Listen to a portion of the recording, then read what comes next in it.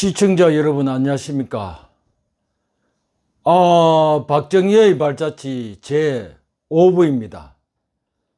제5부까지 제가 A4 용지에 기록한 원고가 벌써 27장이나 됩니다.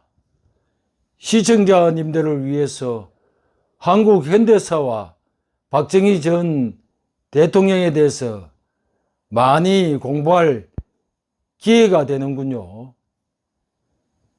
이번 시간은 한국과 일본의 이야기인데요.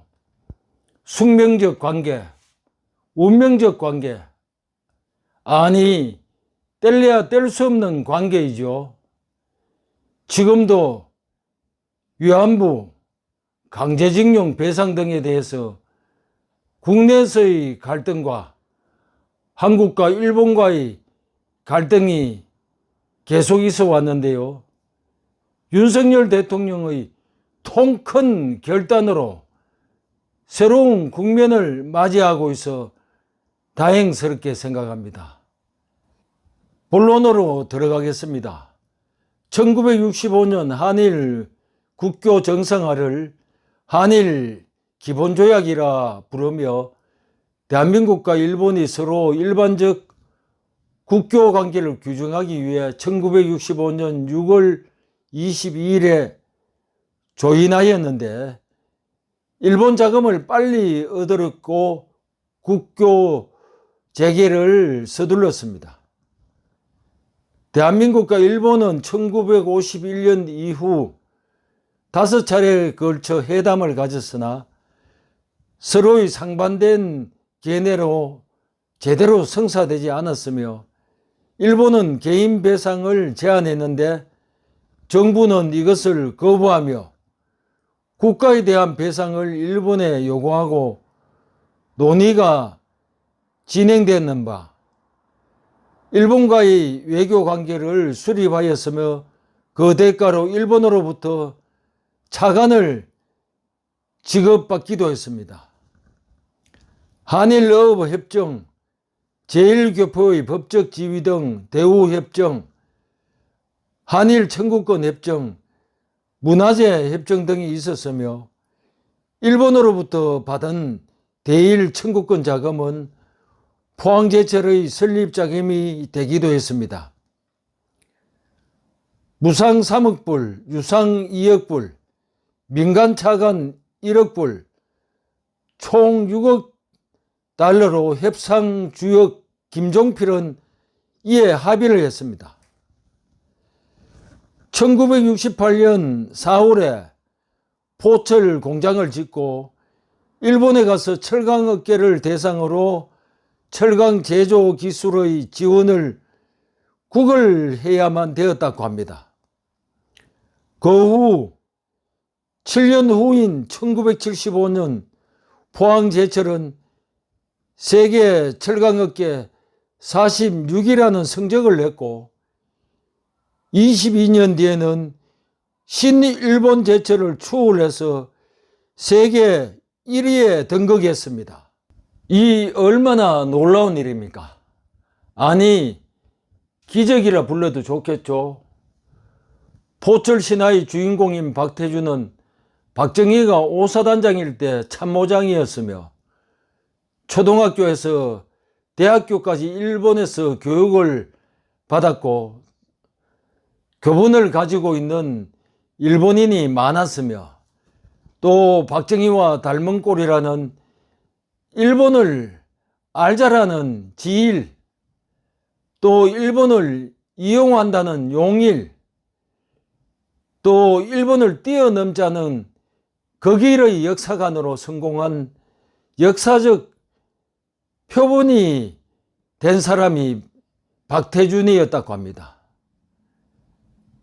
대일 청구권 무상자금의 경우 비영리 공기업과 기술 부문에 또 뒤떨어진 한국 농수산 분야의 기반 구축에 사용되었으며 유상자금의 경우에는 광업과 공업의 육성과 SOC 즉 사회 간접자본 확충에 집중 사용되었으며 청구권 자금으로 기간 산업의 육성은 우리나라 경제의 기초적 발판 과정에 디딤돌 역할의 공헌을 하였습니다.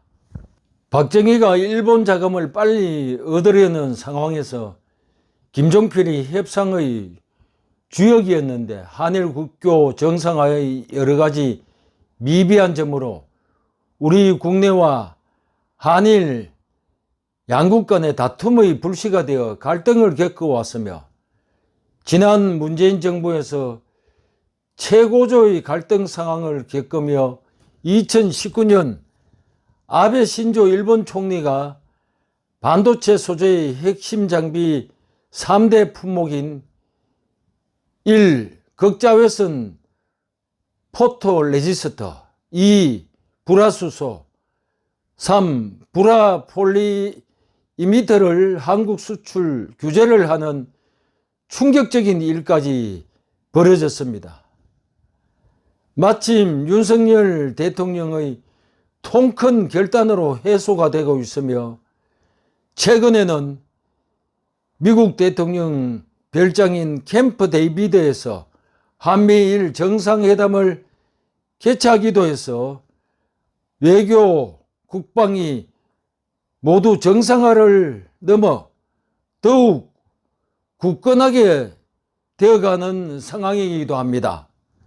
박정희의 일본 인맥들이 소양강 다목적댐, 팔당댐 건설 조언으로 수자원 개발공사가 설립되었고 일본 전자공업학회 부회장은 한국은 깨끗한 물, 깨끗한 공기를 가지고 있어 해풍이 부는 일본보다 유리한 조건이다며 반도체 기술을 개발하라고 조언하기도 했다고 합니다.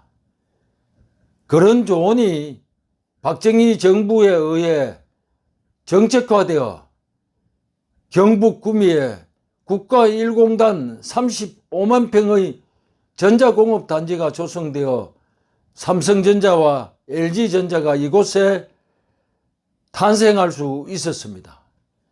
구미 국가공단은 최근 반도체 특화단지로 선정되었는 바 더 큰 도약을 기대하게 되었습니다.